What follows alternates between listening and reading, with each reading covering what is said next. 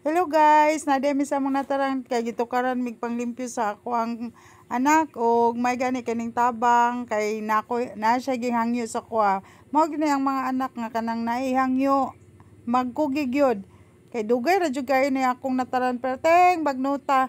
Gusto jud nako kanang i-arrange sa akong mga bulak wa pa ganini nahuman. Hala, sige kugi akong anak pero nagsige yaw-yaw. Kay gusto lagi mga ligog dagat nya karon.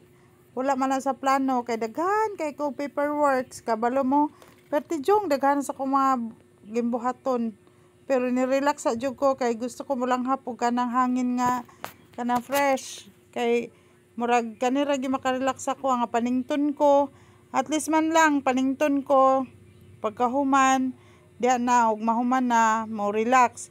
Pero kani akong partner, kani ako ang anak nga kugihan, pag mutabang kugihan sa gayog baba. Kanang anak nga typical nga gusto gunitan ang cellphone ra. Mao na. Daghan makarelate anang mga inahan. Karon makarelate sad mo sa akong gibati kay mao na guys, ang mga inahan diha dapat yun mo joy manguna og kanang kuan lihok kay ug dili pud ta mo lihok, dili sad lagi man lihok ni atong mga anak.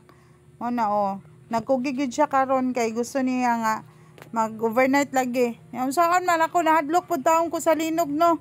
Kay basin pag kanang mokalit og linog niya dihatam kuan.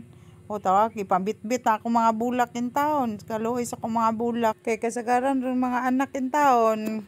Maaray na hibalaan ka nang magsigig cellphone niya kung dili kuan kung suguon ka unya-unyaon puro oma walay TL lihok na kani lihok naman sad ko mo lagi na panglabay ra kung sa iyang gusto ilabay in taon Ginoo ko mao na mangkugi gyud ta kay kinahanglan na gyud ta malimpyo sa tong palibot wala pa gani ini sa katunga kani gabagnot ng agi mao gyud ni kinabuhig maestra no.